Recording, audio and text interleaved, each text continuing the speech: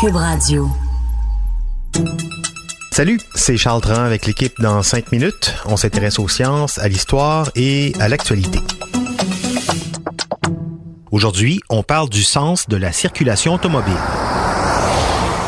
Comme chez nous, la majorité des pays du monde ont adopté un système dans lequel les véhicules circulent du côté droit de la route.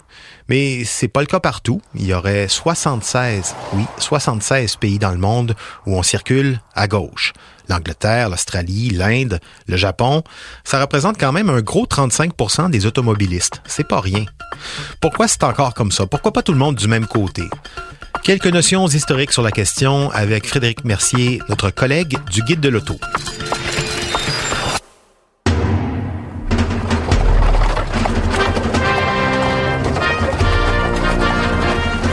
Dans l'Empire romain, qui occupait pratiquement tout le continent européen, la circulation se faisait à gauche et non pas à droite. Les cavaliers, qui étaient majoritairement droitiers, pouvaient utiliser leur arme de la main droite pour se défendre à l'approche de truands. Il y a une autre théorie aussi qui veut que la circulation sur la gauche de la route se faisait pour que les cavaliers puissent monter sur leur cheval par la gauche sans avoir à se rendre dans le milieu du chemin.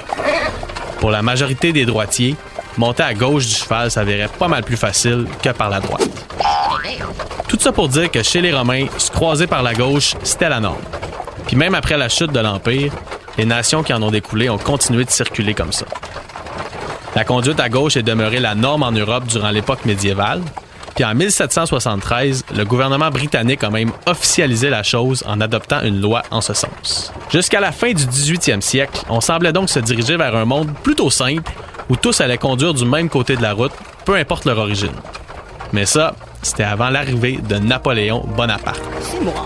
Le petit empereur français aux grandes ambitions avait bien l'intention de conquérir l'Europe, quelque part au début du 19e siècle. Puis en guise de tactique d'intimidation, Napoléon a renversé le système des Romains, puis a fait adopter aux Français puis aux pays qu'il allait conquérir un réseau routier où les cavaliers allaient se croiser plutôt par la droite. Étant lui-même gaucher, cette modification majeure aux habitudes de son peuple permettait à Napoléon un meilleur contrôle sur ses armes lorsqu'il se déplaçait. Puis il y a d'autres nations voisines qui ont tout simplement décidé d'emboîter le pas, question de simplifier la vie. À la fin de son règne, Napoléon laissait en héritage un réseau routier radicalement changé. Sauf que l'empereur français a jamais réussi à se rendre jusqu'au Royaume-Uni. Puis là-bas, la norme est demeurée la conduite à gauche. Encore aujourd'hui, quand on y pense, la majorité des pays où les automobiles circulent à gauche ont été colonisés par l'Angleterre. Il suffit de penser à l'Australie, la Nouvelle-Zélande, à l'Inde ou bien à l'Afrique du Sud. Le Japon demeure la plus grande exception. Il n'a jamais été colonisé, mais quand même, c'est la conduite à gauche qui est la norme là-bas. Ça s'est fait pour des raisons similaires à celles de l'Empire romain. C'est un modèle qui a survécu au temps puis qui demeure aujourd'hui celui qu'on utilise. Puis chez nous, dans tout ça, en Amérique du Nord, on allait faire les choses différemment, encore une fois.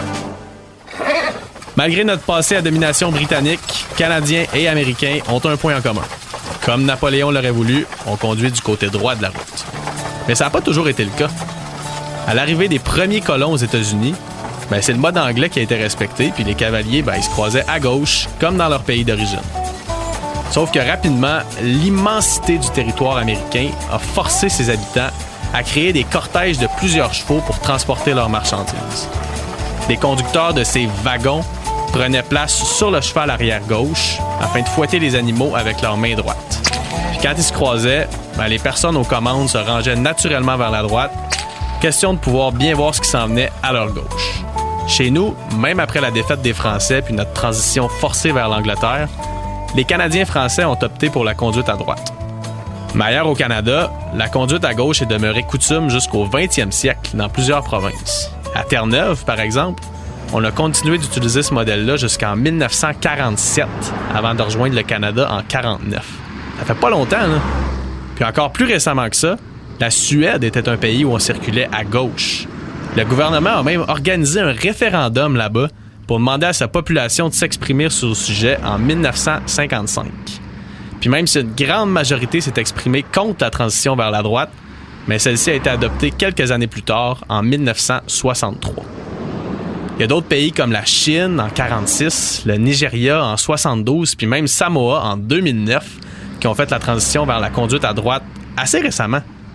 Petit à petit, les États à conserver un réseau routier où les véhicules circulent à gauche perdent du terrain. Mais ils sont encore nombreux, puis c'est certainement pas demain matin que le réseau routier mondial va être standardisé. C'est vrai, ça serait probablement plus simple si c'était comme ça. Mais derrière toute cette confusion se cache une multitude d'histoires, puis une pointe de mystère aussi.